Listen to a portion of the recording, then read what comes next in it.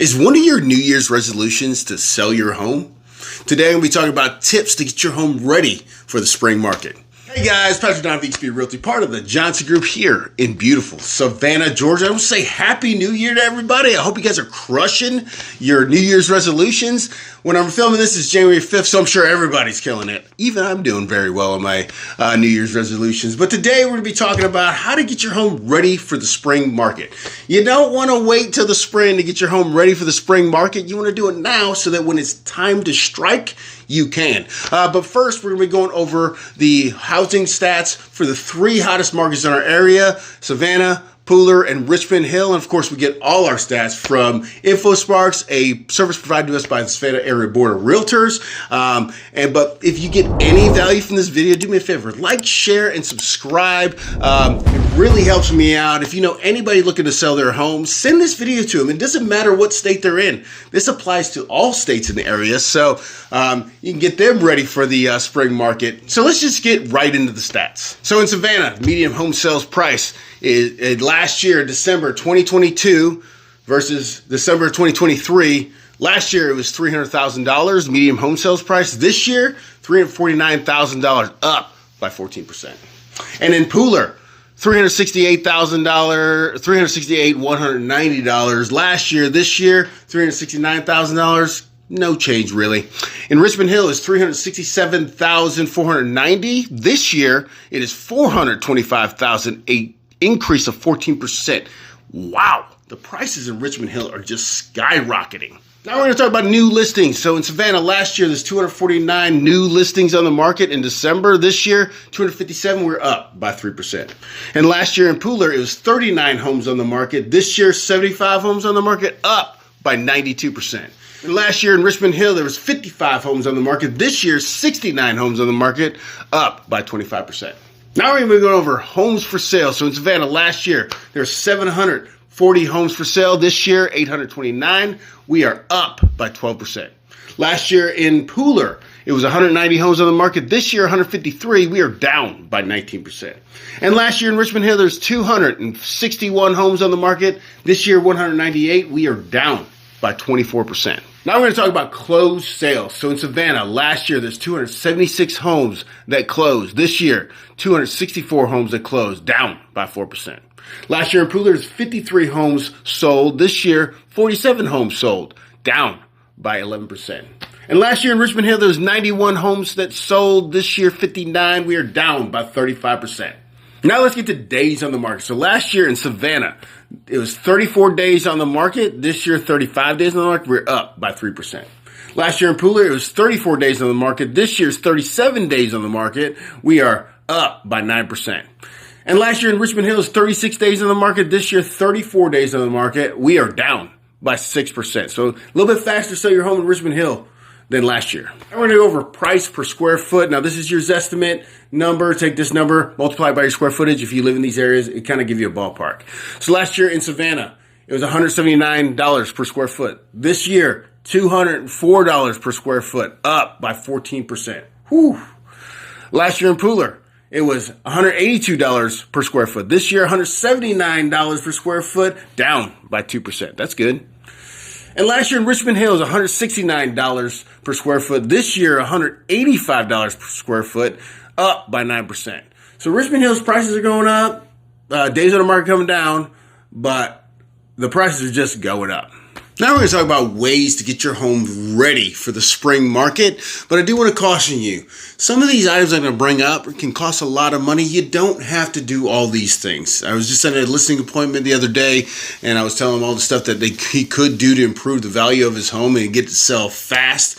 And he was like, Pat, I can't do all those things. And I said, hey, we don't have to do all of these things. Just do what you can. We don't want to break the bank, get your home ready to for the market. So do what you can. Sometimes it's just a good decluttering of a home, getting rid of all the things that you don't use or haven't used in a couple years, just getting rid of them and doing a good deep clean of the house could set you apart from your competition out there. Because after all, that's what we're really trying to do here, okay? You're trying to get your home to stand out from your competition that's on the market at the time, so you get it sold quickly. So a lot of these suggestions you may not want to do because it'd be too expensive, and I totally understand. Just do what you can to the best of your ability. Pick out the things that cost almost nothing, and then you could stand apart from the rest. So let's just go over, the kitchen and bathroom first. So the first thing I would say, make sure your kitchen appliances are in good working order. A lot of times when I see couples coming into open houses, the kitchen's primary bedrooms are really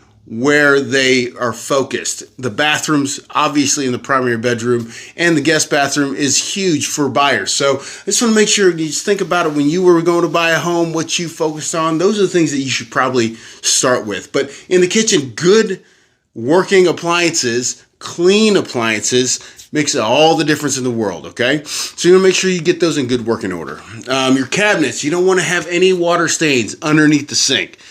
That's a red flag for buyers. They see there's water stains underneath the sink. They're going to think, what else is wrong with this home? So you don't want to have water stains underneath the sink and the cabinets. Also, if you have loose knobs, just replace them or fix them or whatever you want to do to make them, not be wobbly. That would be a great thing to do. Another thing is sinks and tubs. You want to make sure, obviously, the water's flowing, there's no clogs. You want to make sure that there's no loose knobs or loose faucets. You want to make sure they're in good working order because we're trying to eliminate any objections by the buyers. All right. Bathtubs and showers, kind of same thing, okay? If you have old, outdated shower tiles and stuff like that, there's ways on the internet you can find to spruce it up, okay? But you want to make sure there's no broken tiles or nothing, like your vanity's not falling apart. Those things are just easy to replace, and it will make the world of difference to buyers coming in when they see the bathroom, new mirror, maybe the new vanity, nice toilet seat. They're going to be happy. So those are the things I would focus on in those two areas. Now, the interior of the home, the walls and ceilings. You want to make sure there's no holes and no dents. You want to have those fixed because, once again, we're trying to handle objections, okay? If you fix the holes, repaint them, make sure it looks good. Repainting the walls is another great way to make sure that your home stands out from the rest. If you have someone that has an old paint or did a shoddy job on the paint and yours is beautifully painted, then people will love to come and buy your home. Flooring, you want to make sure that all your flooring is in good shape. You don't want to have dirty carpets or, ratty carpets, torn up carpets or laminate or broken tiles, whatever kind of flooring you have. You want to make sure it's in good shape because, once again, we're eliminating objections, okay? Next thing, HVAC, huge, big ticket item, okay? I promise you, the home buyers are going to get a home inspection and they're going to inspect the HVAC system. So you want to make sure before you put it on the market, I want to get it serviced to make sure there are no problems. If there's problems, get it fixed. If there's no problems, great. Keep the report so that if they ask for it, you have it. Okay. Next thing, water heater shouldn't be leaking. That's a no-brainer. You should be in good working order. Okay. Smoke detectors. Now I'll tell you, I've walked through homes before. I've done open houses on homes that the fire detector was just beeping the entire time. I didn't have a battery. I didn't have time to go get a battery. And the buyers come in and with the fire alarm beeping, they were like, I can't stand to be in here. So make sure you just replace the batteries, make sure they're not beeping, and then they're in good working order, okay? Electrical panels, make sure they're up to code, okay? There's not wires all over the place. The panel's in there correctly. I know it sounds crazy if you're like, what? Why would anybody have wires all over the place? Sometimes, when you do electrical work on your own house, that could happen. So just make sure everything's up to code. There's no double tapping. Everything's wired correctly. All right, now the exterior of the home. You want to make sure if you have a garage door that it opens properly. It's free and clear. It's got the remote. It operates correctly. Another big one is the exterior doors. You don't want them to be look ratty, torn up, because the first thing that people walk into the home and see is the door. So you want to make sure it's painted, there's no dents. You want to make sure the knob's not loose and it's good working order, because you don't want the home buyer's first impression to be, oh, look at this door, okay? So make sure that's in good shape, okay? And then we're going to talk about the roof. Any missing or broken shingles, you want to replace those. If the edge cap is messed up, you want to get it fixed. Anything on the roof is going to be another big ticket item. And like I said, they're going to get a home inspector. If they see any problems with the roof, they're going to be trying to take thousands and thousands of dollars off the price of the house, because roof's another big ticket item. They think there's only 2 years left on the roof. Then they're going to try to take off $10,000 to get the roof replaced. So make sure your roof's in good working order. All right. The eaves, you want to make sure there's no water rot or damage, termite damage or anything like that. If the eaves if they do have water damage, just have them replaced and repainted. If not, just have them make sure they're painted really well. Drainage. You want to make sure that when it rains, the water's flowing away from your house. Well, I'd hope that would be the case. Sometimes that's not. So you want to make sure that it is the case, that water is draining properly away from your home. Another thing, the foundation, make sure it's structurally sound, there's no cracks. Okay. Now, if you have a slab, you're probably not going to be able to figure out if the foundation's bad. It's probably good. But if you have a crawl space, you might want to have that checked out. Okay. The yard, okay, the patios and decks, you want to make sure they're free from water damage and free from termite damage, once again, and they're up to code. Because in some areas, you got to have railing on there to make sure that no one falls off the porch, okay? So sometimes you just make sure you're up to code on your decks and patios, okay? Landscaping, you want to make sure all the trees are cut back from the home. If it's touching the home, that's going to be another thing that the home inspector will ding on it, and they'll have you have to do it anyway. So just do it from the beginning. It just adds curb appeal, and it's not touching the home, causing problems. Okay, fencing. You want to make sure if you have a wood fence that there's no rotten boards or bent boards or broken boards. Have those replaced. Make sure all the gates open freely and work properly, because that's good. That could make a huge difference if someone's going to buy a home. Okay.